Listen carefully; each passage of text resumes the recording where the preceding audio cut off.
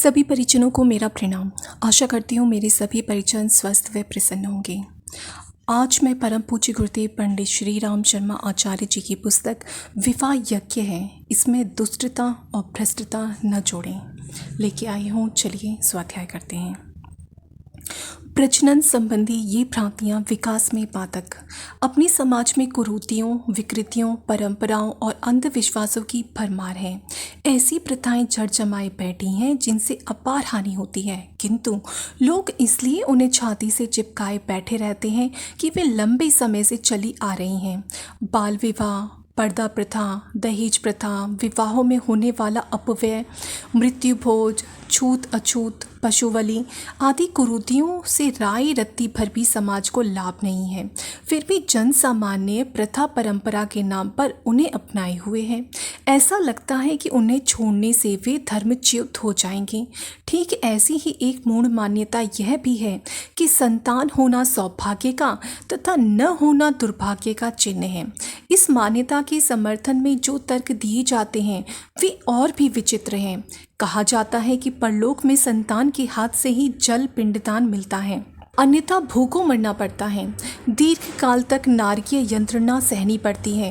यही बात औचित्य की कसौटी पर कसी जाए तो खरी नहीं उतरती। थोड़ी देर के लिए उपरोक्त मान्यता को सच मान भी लिया जाए तो ऐसी स्थिति में कर्मफल के सिद्धांत को भी समाप्त करना होगा, जिसमें यह कहा गया है कि हर प्राणी को अपने ही कर्मों का फल भोगना पड़ता है, दूसरे का नहीं।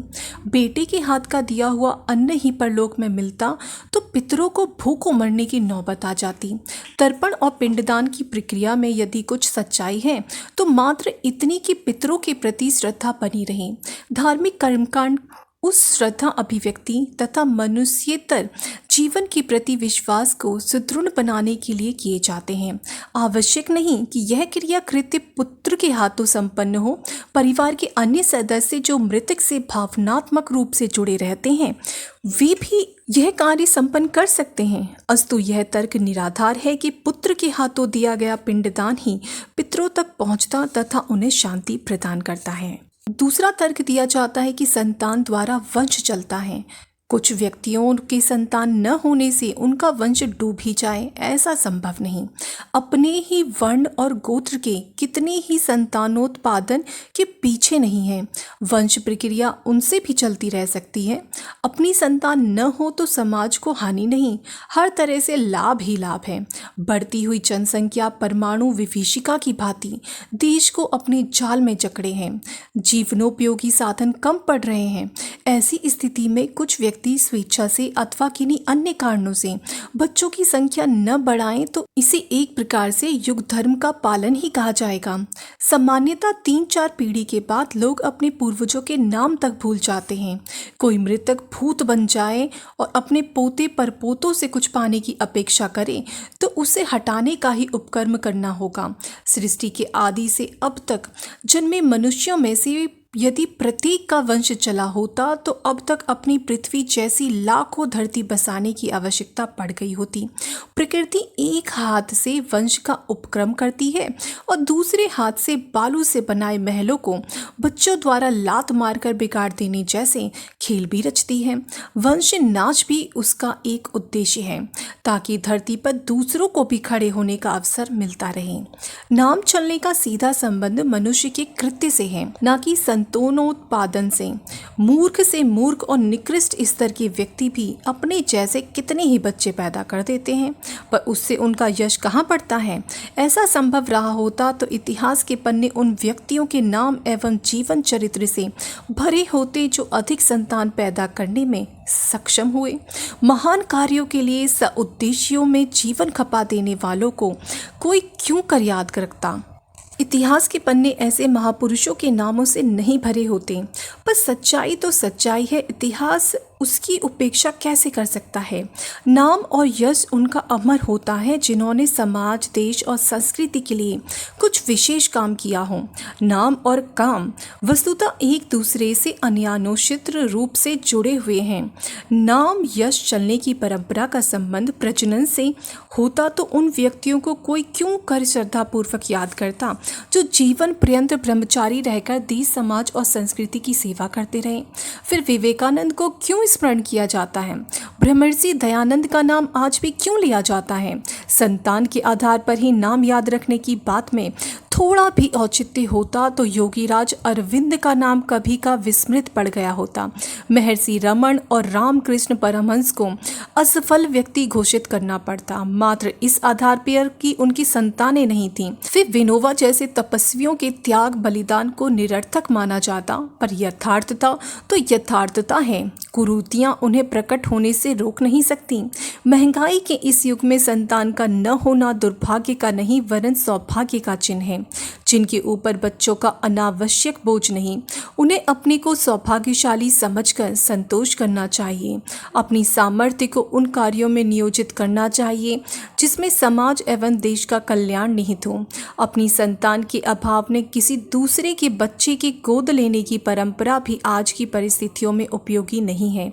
सामान्यतः अपने ही खानदान के किसी बच्चे को वंश चलाने के लिए गोद लिया जाता है तथा उत्तराधिकार में संपत्ति देकर जाने की बात सोची जाती है, किंतु उत्तराधिकार के लोभ में गोद लिए बच्चे की दृष्टि सदा यह रहती है कि मालिक का प्राण कब निकले, जिससे कि वह हराम का माल शीघ्र हड़प कर सके। ऐसे बच्चे कभी भी कृतज्ञ नहीं हो सकते, क्योंकि वे जानते हैं कि उन्हें वंश चलाने के लिए पिंडदान पाने की स्वार्थ सिद्धि के कारण गोद लिया गया है। प्रायः देखा यह गया है कि बड़े होते हुए गोद लिए बच्चे अपनी कृपाकांक्षी का ही अहित करते और कभी कभी तो हत्या जैसे जघन्य अपराध करने तक का जाल जंजाल बुनते हैं।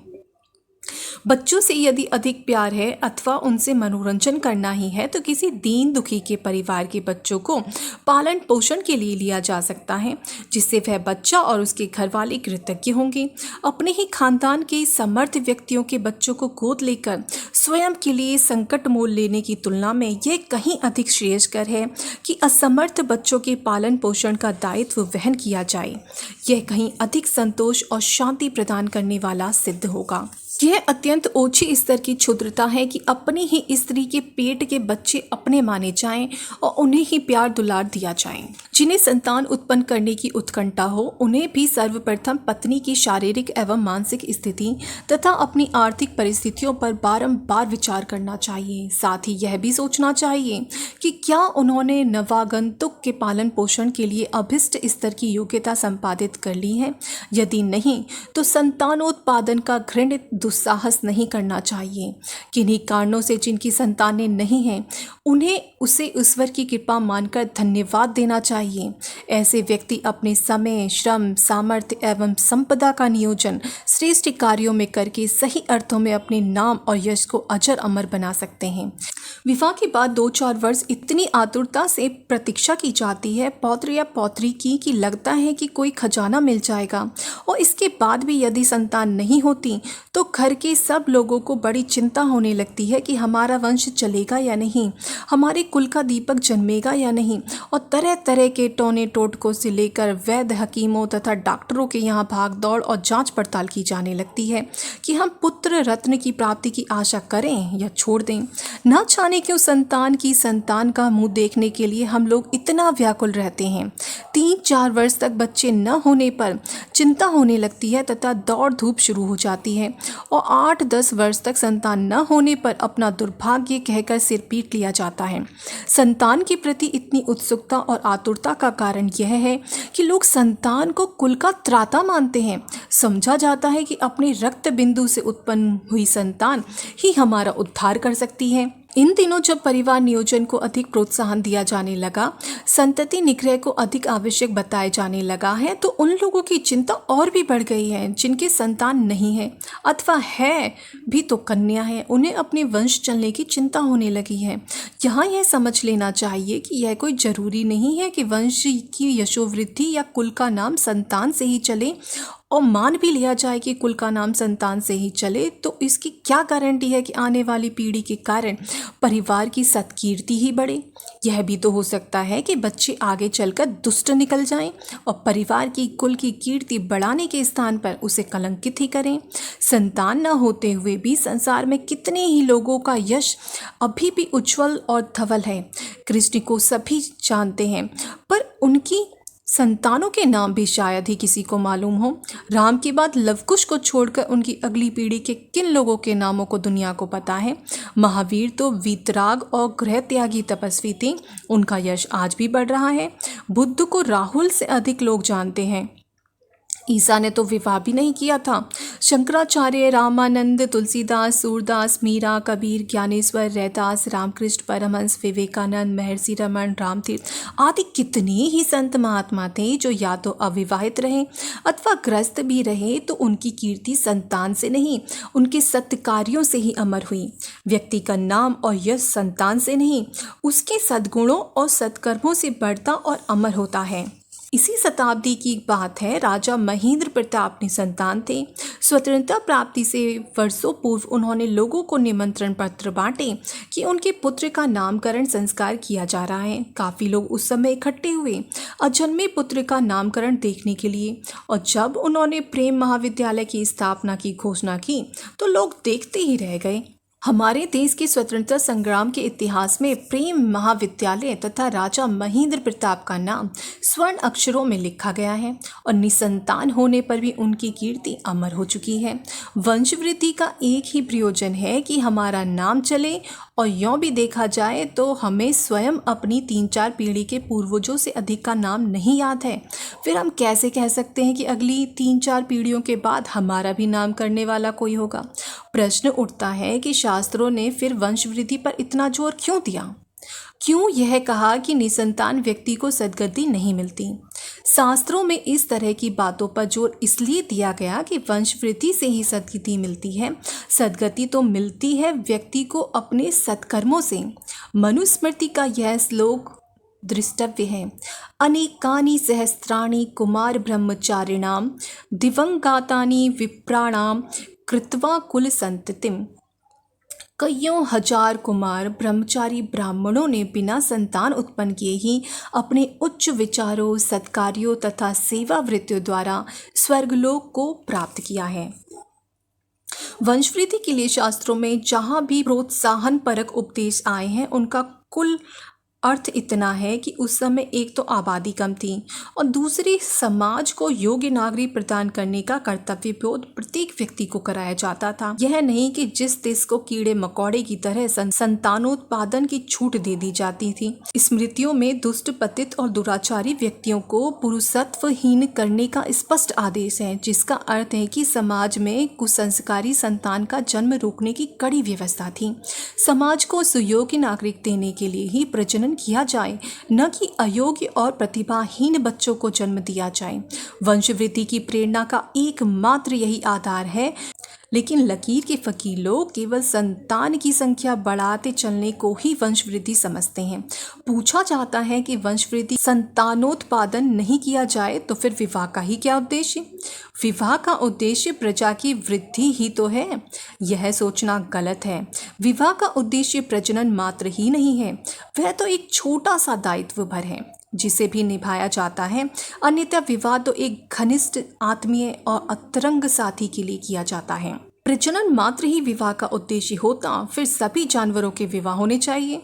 पशु पक्षी तो जब प्रजनन की आवश्यकता अनुभव करते हैं तभी एक साथ रहते हैं, अन्य समय में नहीं। जबकि मनुष्य पति पत्नी एक दूसरे से आत्मीयता और प्रेम के तारों से एक दूसरे के प्रति जन्म भर के लिए घनिष्ठ संपर्क सूत्रों में बंधे रहते हैं।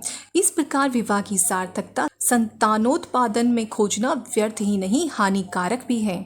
कई लोग वृद्धावस्था में संरक्षण और सेवा की आशा से संतान का होना आवश्यक मानते हैं।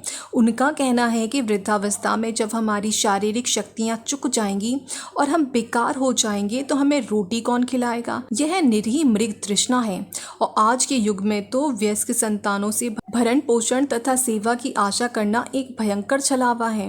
वर्तमान स्थिति में ही कितने पुत्र अपने माँ बाप को रोटियां देते हैं, उनकी गुजर बसर का प्रबंध करते हैं। अपने संदर्भ में ही सोचा जाए तो वस्तु स्थिति का अनुमान लगाया जा सकता है कि हम अपने माँ बाप को रोटी देते हैं तो हमारी संतानें भी हमें देंगी। हम अपने माता पिता की सेवा करते हैं तो भी यह मानकर चलना गलत है कि आने वाली पीढ़ी हमारी रोटी का प्रबंध करेगी ही, क्योंकि जैसे जैसे मनुष्य का जीवन जटिल होता जा रहा है वैसे वैसे उनकी आवश्यकताएं बढ़ती जा रही हैं और भविष्य की पीढ़ी उन आवश्यकताओं को पूरा करने में ही इतनी व्यस्त होगी कि माँ बाप की चिंता करना उनके लिए कठिन होगा। इसलिए ये सोचना कि अगर हमारी संतान होगी तो हमारे बुढ़ापे में सेवा करेगी, हमारी सहायता करेगी, ये सब बिल्कुल कोरी कल्पना है। तो इसीलिए हमें ज़्यादा संतान के पीछे पागल नहीं होना चाहिए। अगर भगवान ने संतान दी है तो ठीक है, नहीं दी है तो भी ठीक है। ज़्यादा परेशान होने की आवश्यकता नहीं है। इन्हीं शब्दों के साथ मैं अपनी वाणी को विराम देती हूँ और आशा करती हूँ कि हम सभी बहन और भाई जितनी भी कुरीतियाँ इस समाज में व्याप्त हैं या जो भी मूढ़ मान्यताएं हैं, उन सभी को ख़त्म करने का प्रयास करेंगे। अपने अपने स्तर पे अपने आप से शुरुआत करेंगे और ताकि हमें देखकर और लोग भी उससे प्रेरणा लें और धीरे धीरे कुरीतियाँ समाप्त हो जाएं। तो इन्हीं शब्दों के साथ मैं अपनी वाणी को विराम देती हूँ। सभी भाइयों और बहनों को बहुत बहुत प्रणाम। जय श्री राम, जय गुरुदेव।